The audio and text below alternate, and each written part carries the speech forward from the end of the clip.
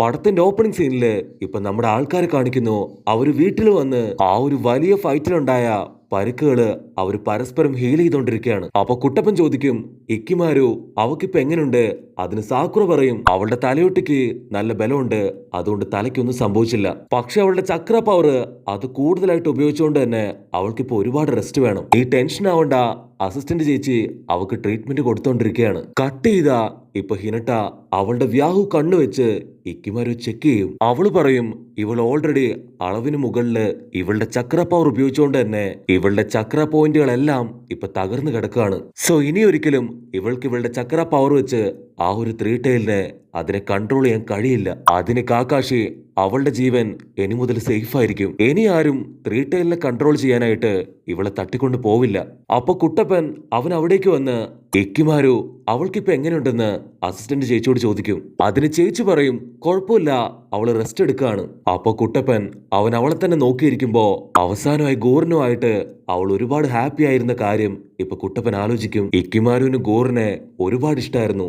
ഞാൻ ഒരുപാട് ശ്രമിച്ചിട്ടും എനിക്ക് അവളെ രക്ഷിക്കാൻ കഴിഞ്ഞില്ല എന്നോർത്ത് ഇപ്പൊ കുട്ടപ്പൻ ഒരുപാട് വിഷമത്തില് തല താഴ്ത്തിയിരിക്കും. അപ്പൊ മറ്റൊരു ഭാഗത്ത് ഇപ്പൊ ഹൊക്കാഗയുടെ ഒച്ച് അത് നമ്മുടെ ആൾക്കാരോട് ഇപ്പൊ സംസാരിച്ചുകൊണ്ടിരിക്കുകയാണ്.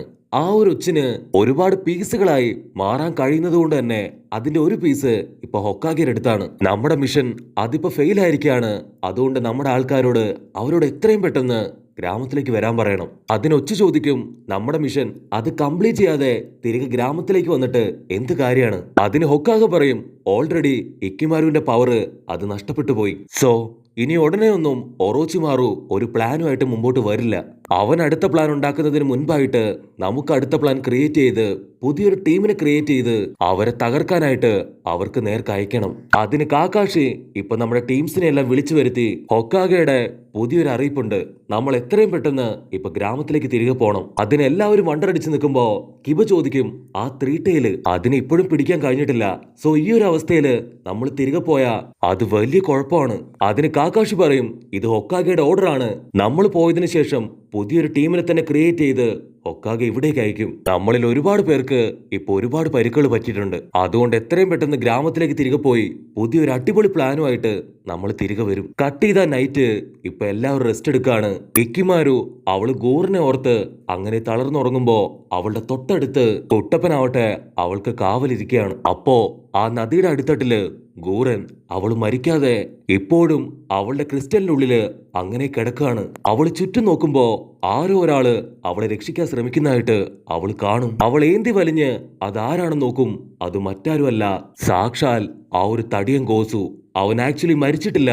അവൻ അവളോട് പറയും, ഒറോച്ചിമാറു അവൻ എന്നെ ഉപയോഗിച്ച് ഒരുപാട് എക്സ്പെരിമെന്റ് ചെയ്തു. ഒരു പട്ടിയുടെ വില പോലും അവൻ എനിക്ക് തന്നില്ല. നീ മാത്രമാണ് എന്നെ ഒരു മനുഷ്യനായിട്ട് അംഗീകരിച്ചത്. ഇവിടെ ഇക്കിമാരു അവൾ ഞെട്ടി എഴുന്നേറ്റ് ഇതെന്താ ഇപ്പോ ഇങ്ങനെയൊരു സ്വപ്നം എന്ന് ആലോചിച്ച് അവൾ വണ്ടറടിക്കും. അപ്പൊ അതേ സമയത്ത് ഗോറം കൊടുത്ത ആ ഒരു ക്രിസ്റ്റല് അത് തിളങ്ങാനായിട്ട് തുടങ്ങും. അപ്പൊ കുട്ടപ്പൻ അവൻ ഒന്നിനു പോവാൻ മുട്ടിയിട്ട് ഇപ്പൊ കണ്ണു തുറക്കുമ്പോ ഇക്കിമാരു കാണില്ല. അവൻ പാനിക്കായിട്ട് ഇപ്പൊ പുറത്തേക്ക് ഓടും. കാക്കാഷിയും യാമുട്ടോ സെൻസായും നല്ല ഉറക്കത്തിലാണ്. കുട്ടപ്പൻ വഴിനീളെ ഓടി ഇപ്പൊ ഇക്കിമാരുവിനെ വിളിച്ചു കൊണ്ടേയിരിക്കും. അപ്പൊ ദൂരത്തായിട്ട് അവനൊരു വിസിലിന്റെ സൗണ്ട് കേൾക്കും. ആ സൗണ്ട് കേട്ടടുത്തേക്ക് ഇപ്പൊ നമ്മുടെ ആള് ഓടിയെടുക്കും. കുട്ടപ്പന് ടെൻഷനായിട്ട് ഇതെന്റെ അശ്രദ്ധയാണ്, ഞാനൊന്ന് ഉറങ്ങിപ്പോയതുകൊണ്ടാണ് ഇത് സംഭവിച്ചത്, എനിക്ക് എങ്ങനെയെങ്കിലും അവളെ കണ്ടുപിടിച്ചേ മതിയാവൂന്ന് പറഞ്ഞ് ഇപ്പൊ കുട്ടപ്പൻ മുമ്പോട്ടോടും. അപ്പൊ ദൂരത്തായിട്ട് കമീലിയ പൂക്കളുടെ ഇടയില് അവളുടെ ആ ഒരു ക്രിസ്റ്റൽ കാണും. അവൻ ഓടിപ്പോയി ആ ക്രിസ്റ്റൽ എടുക്കും. ആ ക്രിസ്റ്റൽ കണ്ട് അവനിപ്പോ വണ്ടറടിക്കും. ഇതിൽ ഒരുപാട് സ്ക്രാച്ചസ് വീണിരുന്നല്ലോ, ഇപ്പൊ ഇതിനൊരു കുഴപ്പമില്ല. മാത്രമല്ല ഇതിപ്പോ ബ്ലിങ്ക് ചെയ്യുന്നുണ്ട്. അവിടുന്ന് അങ്ങനെ ബ്ലാക്ക് ഔട്ട് ചെയ്ത നെക്സ്റ്റ് ഡേ നമ്മുടെ ആൾക്കാരെല്ലാവരും ഗ്രാമത്തിലേക്ക് പോകാനായിട്ട് ഇപ്പൊ റെഡി ആയിക്കൊണ്ടിരിക്കുകയാണ്. അപ്പൊ അവിടെ ഉണ്ടായിരുന്ന നമ്മുടെ ബാക്കി ടീംസ് ഇപ്പൊ ഇക്കിമാരുവെ കാണാതെ അവിടെ ഇവിടെയൊക്കെ ആയിട്ട് അന്വേഷിക്കാൻ തുടങ്ങും. പക്ഷെ കുട്ടപ്പന് അവൻ ഒരു കൂസലും ഇല്ലാതിരിക്കുന്നത് കാണുമ്പോ ബാക്കിയുള്ള ആൾക്കാര് ഇപ്പൊ കുട്ടപ്പനോട് ചോദിക്കും, നിനക്കെന്താ ഒരു മൈൻഡും ഇല്ലാത്ത? നിനക്കാണെങ്കിൽ ഇക്കുമാരുവിനെ ഭയങ്കര ഇഷ്ടമല്ലേ, അവളെയാണ് ഇപ്പൊ കാണാത്തത്, അവളെ കണ്ടുപിടിക്കണ്ടേ ചോദിക്കുമ്പോ കുട്ടപ്പൻ വീണ്ടും ഇപ്പൊ മൈൻഡ് ചെയ്യാതിരിക്കും. അപ്പൊ കാക്കാഷിയും ഇതെല്ലാം കാണുന്നുണ്ട്. പക്ഷെ നമ്മുടെ മാസ്റ്ററും ഒന്നും മിണ്ടാതെ അങ്ങനെ ഇരിക്കും. അപ്പൊ ഷിനോ പറയും, അവളെ കുറിച്ച് ആരും ഇനി ടെൻഷൻ അടിക്കണ്ട, കാരണം അവളുടെ ചക്ര പവർ ഒക്കെ അവൾക്ക് നഷ്ടപ്പെട്ടു. മാത്രമല്ല അവളെ കൊണ്ട് ആ ഒരു ത്രീ ടൈലിനെ ഇനി കൺട്രോൾ ചെയ്യാൻ കഴിയില്ല. അതുകൊണ്ട് തന്നെ അവളുടെ ജീവൻ അതിന് സുരക്ഷിതമായിരിക്കും. അതിന് കാക്കാഷി ഷിനോ പറഞ്ഞത് കറക്റ്റാണ്. അതുകൊണ്ട് ആരും ഇനി അവളെ തേടി പോകണ്ട. അപ്പൊ അതേ സമയത്ത് ഇപ്പൊ അൻപു ബ്ലാക്ക് ഓപ്സിലുള്ള ചില ആളുകള് ബാക്കപ്പിന് അവിടേക്ക് വരും. കട്ട് ചെയ്താ ഇപ്പൊ കബൂട്ടോ അവൻ ഒറോച്ചിമാറിന്റെ അടുത്തേക്ക് വരും. എന്നോട് ക്ഷമിക്കണം, നമ്മുടെ മിഷൻ അത് ഫെയിലായി. ആ ലീഫ് വില്ലേജുകാർ കാരണമാണ് ആ ത്രീ ടൈലിനെ നമുക്ക് പിടിക്കാൻ കഴിയാഞ്ഞത്. അതിന് ഒറോച്ചിമാറു ഗൂറൻ അവള് മരിച്ചോ? അതിന് കബൂട്ടോ പറയും അവളെ തന്നെ ക്രിസ്റ്റലൈസ് ചെയ്ത് വെള്ളത്തിലേക്ക് വീണു. അവള് പണ്ടേ മരിച്ചു കാണും. ഇനി ഒരിക്കലും അവള് തിരികെ വരില്ല. അവര് ചിരിച്ചിട്ട് ഇപ്പൊ കൂളായിട്ട് നിൽക്കുമ്പോ ഒറോച്ചിമാറു അവനുടനെ ഇപ്പൊ രക്തം ഛർദ്ദിക്കാൻ തുടങ്ങും. കബൂട്ടോ ടെൻഷനായിട്ട് ഞാൻ ഉടനെ മരുന്നുമായിട്ട് വരാന്ന് പറഞ്ഞ് അവൻ അകത്തേക്ക് പോവും. അപ്പൊ കബൂട്ടോയ്ക്ക് മനസ്സിലാവും ഒറോച്ചിമാറു അവന്റെ ലിമിറ്റ് അത് ഏകദേശം തീർന്നിരിക്കുകയാണ്. ഇവിടെ ഒറോച്ചിമാറുവിന് അവൻ ഒരുപാട് സന്തോഷാവും. കാരണം അടുത്തത് അവൻ സ്വീകരിക്കാൻ പോകുന്ന ബോഡി അത് സാക്ഷാൽ സാസുകയുടേതാണ്. അവിടുന്ന് അങ്ങനെ കട്ട് ചെയ്താ ഇവിടെ നമ്മുടെ ആൾക്കാര് അവർ ലീഫ് വില്ലേജിലേക്ക് പോവാണ്. പോകുന്നതിന് മുൻപായിട്ട് ഇപ്പൊ യാമട്ടോ സെൻസായി ആള് ക്രിയേറ്റ് ചെയ്ത ആ ഒരു വീട് അത് തകർത്ത് കളയും. അപ്പൊ അതേ സമയം അതിന് മുകളിലായിട്ട് ഒരു പാറയുടെ മുകളില് 3 പേര് ഹായ് ആയിട്ട് നിന്ന് ഇപ്പൊ നമ്മുടെ ആൾക്കാരെ നോക്കാണ്. അതാരാണെന്ന് നോക്കിയാ അത് മറ്റാരുമല്ല, ഇക്കിമാരു, ഗൂറൻ, ഗോസു. അവര് 3 പേരും. നമ്മുടെ കുട്ടപ്പൻ എന്തോ സംശയം തോന്നി അവൻ തിരിഞ്ഞു നോക്കും. പക്ഷെ അവിടെ ആരെയും കാണാനുണ്ടാവില്ല. അപ്പൊ കാട്ടിലൂടെ അവര് 3 പേരും ഒരു അടിപൊളി ഹുഡീസൊക്കെ ഇട്ട് അങ്ങനെ നടക്കുകയാണ്. ഇവിടെ കുട്ടപ്പൻ അവൻ പതിയെ ചിരിക്കും.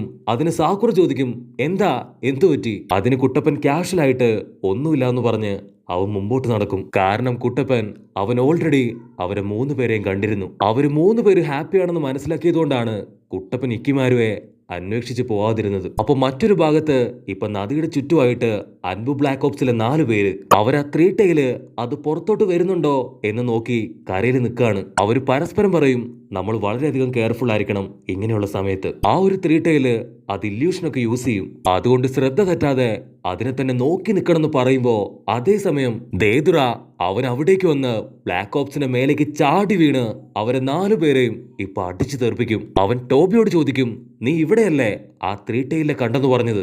ഇവിടെ ത്രീ ടൈല് പോയിട്ട് അതിന്റെ ഒരു രോമം പോലും കാണാനില്ല. നീ എന്താ കുരുടനാണോ ചോദിക്കുമ്പോ അതിന് ടോബി പറയും സത്യമായിട്ടും ഞാൻ അതിനെ ഇവിടെ കണ്ടതാണ്. ഒരുപക്ഷെ ഇവിടെ ഇല്ലെങ്കിൽ അതാ നദിയിലുണ്ടാവും. ഇതാണ് പറ്റിയ അവസരം.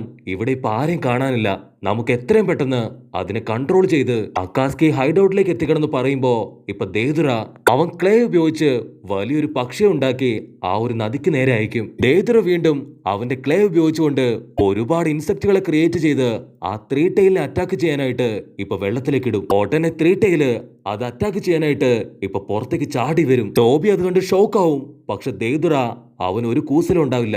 ത്രീ ടൈല് അത് ചാടി വന്ന് ഇപ്പൊ ടോബി അടിച്ചു തെറിപ്പിച്ച് അവനെ തൂക്കിയെടുത്ത് മുൻപോട്ട് നീന്തും. അവൻ നോ എന്ന് പറഞ്ഞ് അലറിക്കരഞ്ഞ് ഇത് നമ്മളെ കൊണ്ട് നടക്കില്ല, വേറെ ആരെങ്കിലും എത്രയും പെട്ടെന്ന് കൊണ്ടുവരണമെന്ന് പറയുമ്പോഴേക്കും ത്രീ ടൈൽ അവനുമായിട്ട് ഇപ്പൊ വെള്ളത്തിന്റെ അടിത്തട്ടിലേക്ക് പോകും. അപ്പൊ ദേദുറ അവൻ അതിന്റെ പിന്നാലെ പോയി ഇപ്പൊ ക്ലേ ഉപയോഗിച്ച് വലിയൊരു മീനിനെ ക്രിയേറ്റ് ചെയ്ത് അതിനെ വെള്ളത്തിലേക്ക് ഇറക്കി വിടും. മീൻ നീന്തി ആ ഒരു ത്രീ ടൈലിന്റെ കണ്ണിന്റെ തൊട്ടടുത്ത് വന്ന് നിൽക്കും. ദേദുറ ഉടനെ ആ മീനിനെ അതിനെ പൊട്ടി അങ്ങോട്ട് തെറിപ്പിക്കും. ആ ഒരു പവറില് ഇപ്പൊ ടോബി അവൻ തെറിച്ച് പുറത്തേക്ക് വീഴും. ത്രീ ടൈല് അത് അനക്കമില്ലാതെ മലന്ന് കിടക്കുന്ന കാണുമ്പോ ഇപ്പൊ ടോബി പറയും ഞാൻ എന്റെ പവർ വെച്ച് ഇതിനെ വെടിവെച്ച് വീഴ്ത്തി. അതിന് ദേദുറ ടെൻഷനായിട്ട് മിണ്ടിപ്പോവരുത്, നിന്റെ മൂക്കിടിച്ച് ഞാൻ പരത്തും. അതിനെ ഷൂട്ട് ചെയ്ത് വീഴ്ത്തിയത് അത് ഞാനാണ്. കട്ട് ചെയ്ത ഇപ്പൊ ലീഫ് വില്ലേജിലെ അൻപു ബ്ലാക്ക് ഓപ്സ് അവര് പരസ്പരം ചോദിക്കും നമ്മൾ അയച്ച ആ 4 പേര് അവരെ കുറിച്ച് ഇതുവരെ യാതൊരു ഇൻഫർമേഷനും കിട്ടിയിട്ടില്ല.